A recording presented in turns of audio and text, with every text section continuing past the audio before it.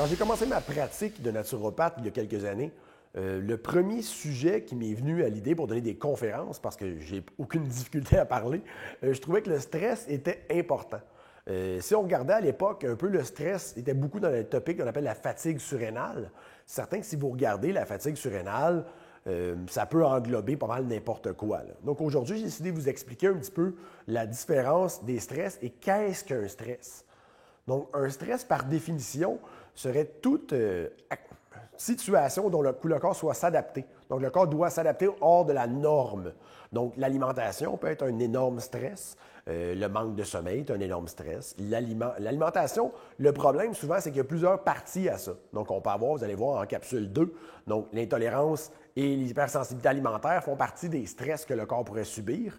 On va aussi avoir les stress psychologiques. Donc, les stress émotionnels sont vraiment une source incroyable de problèmes quand vous travaillez en bureau, en naturopathie ou en consultation si vous êtes entraîneur. Il faut être capable de faire la différence aussi des types de stress. Donc, bien, les gens vont prendre le stress comme étant souvent une approche purement psychologique, mais on oublie souvent l'aspect physiologique parce que beaucoup le cas dans la physiologie va demander au corps de s'adapter.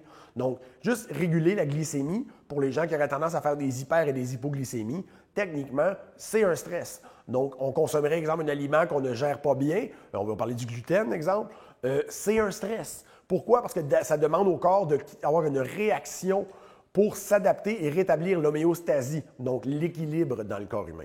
Donc, une réaction de stress, à ne pas oublier que ce n'est pas seulement physiologique ou psychologique. On a un mélange des deux. Il faut être à l'écoute du client, il faut être capable de lire entre les lignes aussi, parce que le client va vous dire des choses que vous devez interpréter. Donc, il faut toujours penser à l'aspect qu'il y a beaucoup de stress physiologique qui peuvent apporter des stress psychologiques.